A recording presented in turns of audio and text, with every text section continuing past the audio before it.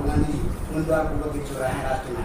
बहरहाल आज जो मीटिंग हुई उसके संदर्भ में हमारे साथ पूर्व प्रधान जलील जी पीसीसी सदस्यों से पूछेंगे। जलील जी, अच्छा खासा हाथ बात चल रहा है। जहाँ तक कामा की राजनीति की बात करें तो कामा में लोग दुधारी तलवार यहाँ 1 महीना 2 महीना पहले बन जाते हैं, वही लोग जो बीजेपी के एजेंट पूर्व काम करते रहे हैं और एन समय बाद पिछले चुनाव में जिस प्रकार ने कांग्रेस ने उसका खामियाजा उठाया है, तो उसके संदर्भ में आप क्या कहेंगे कांग्रेस पार्टी के लिए तथा कार्यकर्ताओं के लिए किस तरीके से कार्य करें आने वाले समय में? वक्त कौन सा चाहता है, इसे कैसे बचने की जरूरत है? आज जो प्रदेश कांग्रेस का एक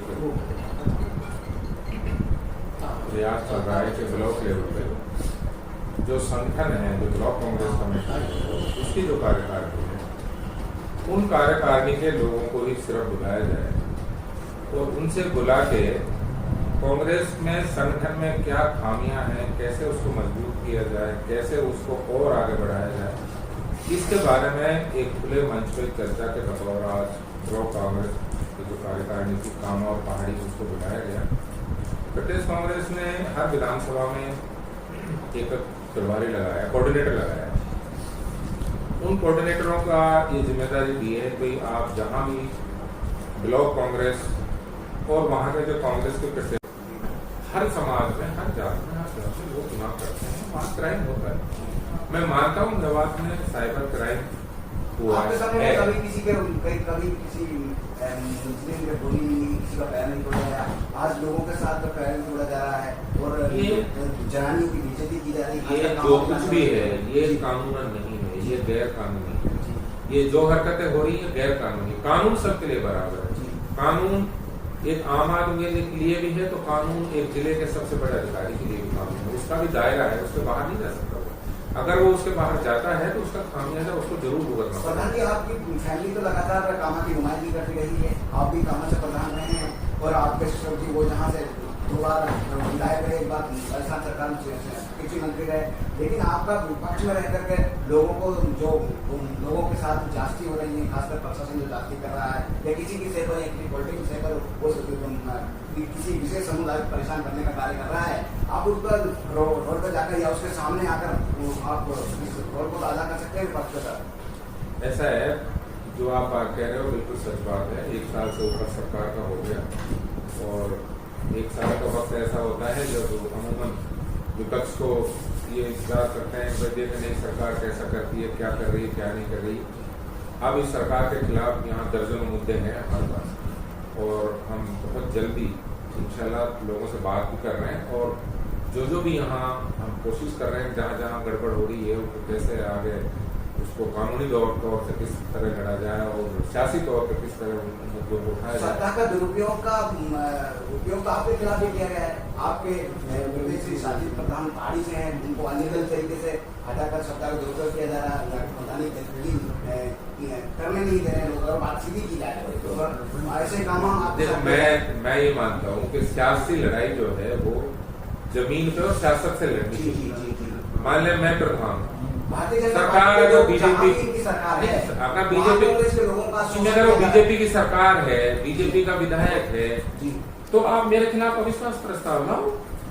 ये सियासी लड़ाई लड़ोगे मेरे से।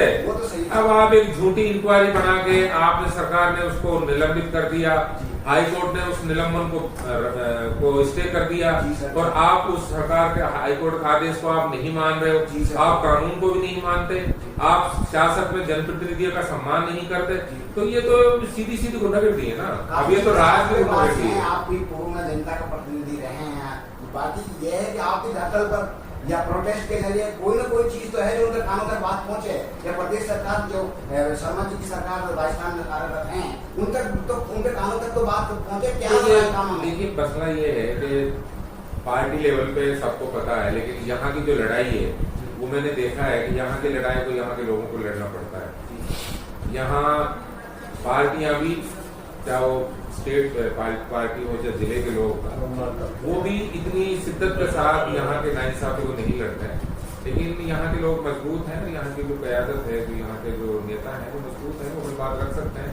प्रधानी के जो मसले हैं उनको हमने बाकायदा सियासी तौर पर लड़ा उन्होंने कोशिश करी, वो कोर्ट को उन्होंने सस्पेंशन किया, हमने हाई कोर्ट से इसके लिया और अब उनके खिलाफ कंटेम्प्ट की कार्रवाई चल रही है। मैं समझता हूँ कानून सबके लिए है, लेकिन मैं इस बात को मानता हूँ, मान ले मैं सियासी आदमी हूँ, मुझे किसी ने चुना है, तो ये उसका हटाने का एक सियासी तरीका है। अब ये आप उसको सस्पेंड करो, एक सरकार का कानून का दुरुपयोग करो, तो वो तो उसका तो कोई इलाज क्या है, वो तो एक सियासी गुंडागर्दी है, क्योंकि सरकार की गुंडागर्दी तो हो। प्रधान जी, आपके समय में जब मंत्री साहब पहली बार विधायक बने थे, उस समय संसद सचिव थे मंत्री साहब, उस समय कामा से रविंद्र प्रधान थे, आपने कभी उनको छेड़ने का या उनको सत्ता का दुरुपयोग बिल्कुल नामो निशान नहीं था, उनको बराबर उनका समय को पूरा करने दिया था। उसके बाद आप कामा के प्रधान आप बने, कामा पहाड़ी दोनों पंचायत को आपने संभाला। देखिए, हमारा वक्त ऐसा है कि हमारे टाइम में 2 बीजेपी के प्रधान थे। जी सर। हमने उनको उनके कार्यकाल तक उनको वो अपना काम करते रहे। ये बात अलग है, हमने उनको इतना कहा कि आप बिल्कुल ट्रांसपेरेंट काम करोगे, कोई किसी तरह का करप्शन आप नहीं, आप अपना काम करिए। उन्होंने अपना काम किया, अपना टर्म पूरा किया। यहाँ नगर पालिका के चेयरमैन रही, वो बीजेपी से थी, उन्होंने अपना टर्म पूरा किया, उन्होंने बराबर काम करते हुए हम उनको जो रचनात्मक सहयोग हमने दिया। तो हम ये मानते हैं कि जो चुना हुआ जनप्रतिनिधि है वो पब्लिक का नुमाइंदा होता है और उसको हटाने का काम है वो वहाँ के पब्लिक को ही होता है। ये सरकार है उसको हटाए, तो ये तो एक्स्ट्रा कॉन्स्टिट्यूशनल पावर इस्तेमाल करने का तरीका है। मैं इसको सही नहीं मानता।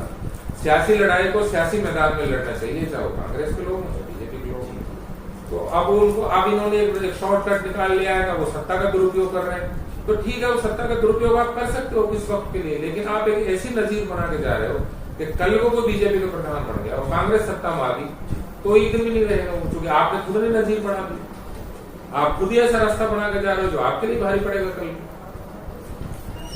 प्रधान जी, अगर बात की जाए कांग्रेस की, कांग्रेस को मरहूम चौधरी तैयब हुसैन ने जब कामा की राजनीति तथा भरतपुर की राजनीति को संभाला, उस समय से कामा भरतपुर संभाग के लिए कांग्रेस पार्टी की अच्छी खासी पहचान चौधरी तैयब हुसैन ने दी। उससे पहले, उससे पूर्व में इंडिपेंडेंट अधिकतर कामा से, और वो 2 बार वो अलग बात है कि मजलिस का विधायक बने, चाहे उसका विधायक बने, लेकिन जमशेद को चुनाव जब वो शिकायत थी, मैं कहूँ तो गुम हुई, वो सिंगर साहब इंडिपेंडेंट उसको चुनाव हराया। लेकिन उसके बाद जैसे ही चौधरी तैयब हुसैन भरतपुर तथा कामा में राजनीति को संभाला और पार्टी की नींव को मजबूत किया, कांग्रेस को अच्छी खासी पहचान दी।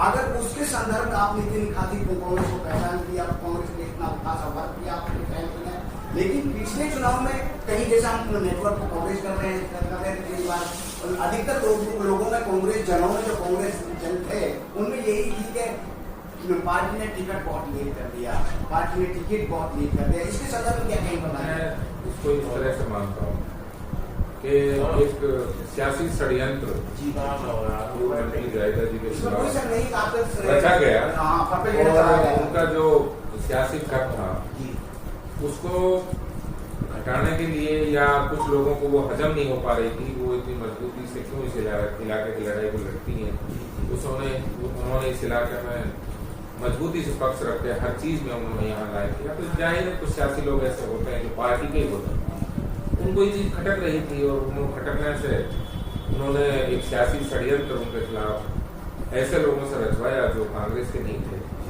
वो बीजेपी से मॉनिटर्ड थे, उनसे फाइनेंस थे, लेकिन उनको एक मुखौटा कांग्रेस की तरफ पहुंचा के उनसे टिकट मंगवाया, पूरी दिल्ली में कैंपेन चलाया और उस पूरी जद्दोजहद में एक कंफ्यूजन का माहौल इस इलाके में फैला और बहुत लास्ट डे में टिकट दिया और उसका नतीजा ये हुआ कि बहुत सारी चीजें उस वक्त तक इलाके में गड़बड़ हो गई। हालांकि लोगों ने चुनाव को लड़ा, लेकिन ये भी सच बात है कि जो चुनाव में जो नुकसान हुआ उसका सबसे बड़ा कारण सिर्फ ये रहा कि उसमें जो अपने जो बीजेपी से जुड़े हुए लोग थे उन्होंने उन कैंडिडेट को फाइनेंस किया, उनको पैसे दिए, उनको चुनाव लड़ाया, उनको और कांग्रेस के लोगों ने, कुछ लोगों ने उनकी मदद करी। तो एक तरह से वो वोटर्स को कंफ्यूज पैदा कर दिया उन्होंने। इसका नतीजा हुआ कांग्रेस पूरे संभाग में, पूरे जिले में ही हारी। तो कामा तो उससे अछूता नहीं रहा, लेकिन कामा तो सबसे सेफ सीट थी, लेकिन बहुत सीट थी कामा।